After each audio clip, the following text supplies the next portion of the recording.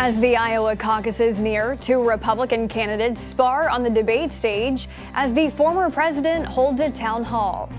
And an avalanche leads to at least one death at a California ski resort. The morning rundown starts now. From the Straight Arrow News Studio, bringing the stories that matter to you from across the United States and around the world. This is the Morning Rundown. Today is Thursday, January 11th. Thank you for joining us. I'm Kara Rucker. With just days to go until the Iowa caucuses, all eyes were on the Hawkeye State Wednesday night as two Republican candidates took the debate stage while the GOP frontrunner held a town hall at the same time. Florida Governor Ron DeSantis and former United Nations Ambassador Nikki Haley answered questions on immigration, abortion, Ukraine, and social issues, while vying to be the alternative to former President Donald Trump, who has a commanding lead in polls nationwide and in Iowa. The two candidates clashing throughout the night, each taking shots at the other, with DeSantis saying Haley is focused on appeasing her donors. We don't need another mealy-mouthed politician who just tells you what she thinks you want to hear just to try to get your vote, then to get in office and to do her donors' bidding. Haley fired back, saying DeSantis spreads lies about her and had a piece of advice for those at Drake University, the location of the CNN debate. He has switched his policies multiple times, and we'll call that out tonight. But every time he lies, Drake University, don't turn this into a drinking game because you will be overserved by the end of the night.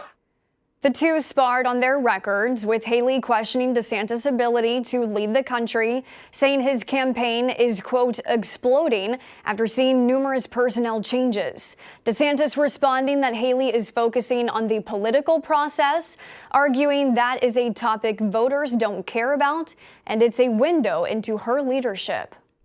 The candidates touched on the former president at times, both agreeing that Trump should have been on stage with them. However, the former president decided to skip the debate, taking part in a town hall on Fox News instead, where he was asked who would be his vice president if he wins the nomination. Who would be in the running for vice president? Well, I can't tell you that, really. I mean, I know who it's going to be. Give us a hint. We'll do another show sometime. The GOP field dwindled hours before the debate and the town hall when former New Jersey Governor Chris Christie dropped out of the race. Christie saying there wasn't a path forward for him to become president, and he would continue his goal to stop Trump from retaking office. But it was a hot mic moment just before his announcement that's getting a lot of attention. Christie was picked up on a live stream set up by his campaign, criticizing Nikki Haley's chances of becoming president. Yeah, that's what you get. Yeah, I mean, look, she spent $68 million so far, just on TV. Spent $68 million so far, $59 million by DeSantis, and we spent 12. I mean, who's punching above their weight and who's getting a return on their investment, you know? And she's going to get smoked, and you and I both know it. She's not up to this. Christie has not yet said if he would be endorsing any of the remaining candidates. Donald Trump will not be delivering his own closing arguments today in his civil fraud trial in New York, as he was hoping to do. The judge in the case originally was open to the idea, but only if the former president agreed to certain parameters.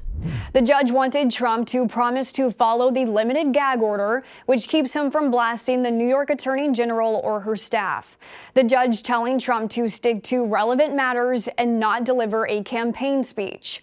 However, in a series of heated email exchanges made public on Wednesday, Trump's lawyers disagreed with the stipulations, calling them unfair and saying Trump is being wrongfully demeaned. The judge responded, telling Trump's team to take it or leave it. On Truth Social, Trump called the judge mean and nasty and indicated he will still attend today's proceedings. The former president is accused of falsifying business records to receive better deals from banks and insurers. He has denied any wrongdoing. Hunter Biden is expected to plead not guilty on federal tax charges today in a Los Angeles courtroom. This comes a day after the president's son made a surprise visit on Capitol Hill as House Republicans moved to hold him in contempt of Congress for not showing up to testify privately in their impeachment probe. As the House Oversight Committee debated whether the president's son should be held in contempt, Hunter Biden walked in and sat in the front row, setting off a political frenzy as one Republican called for his arrest on the spot, and Republican Marjorie Taylor Greene calling him a coward. Two committees voted to push forward with holding Hunter Biden in contempt of Congress, with all Republicans voting for and Democrats voting against. It is the latest in the impeachment probe into President Biden, in which Republicans claim he financially benefited from his family's business dealings as he served as vice president. The Bidens deny any wrongdoing. The House will hold a final vote, and if the contempt referral passes, the Department of Justice will decide whether or not to prosecute Hunter Biden. In addition to these developments and the tax charges, Hunter Biden is also facing federal gun charges for unlawfully possessing a firearm. One person was killed and 3 others were injured when an avalanche hit a California ski resort near Lake Tahoe on Wednesday. The avalanche occurred as a major winter storm brought heavy snow and gusty winds to the region. The sheriff's office said the debris field at Palisade Tahoe Ski Resort spanned about 150 feet long and 10 feet deep. The person killed has been identified as a 66-year-old man who lived nearby. The resort had just opened for the first time this season, 30 minutes before disaster struck. The cause of the avalanche is under investigation. Amazon is laying off hundreds of employees in its streaming and studio operations. The online retail giant said in an internal memo on Wednesday that the company will be eliminating jobs in its Prime Video and MGM Studios departments. The cuts also affect around 500 roles in the Twitch streaming platform. In the memo to staff, Amazon leadership said the company would be shifting its investments to focus on the highest impact products. Amazon has laid off more than 27,000 positions since late 2022. Finally this morning, new research is shedding more light on the mystery of what happened to a species of great ape referred by some as the real King Kong that disappeared hundreds of thousands of years ago. These largest apes on record stood at 10 feet tall, weighed up to 650 pounds, and likely resembled modern orangutans. Now, scientists suggest climate change was the reason behind their extinction.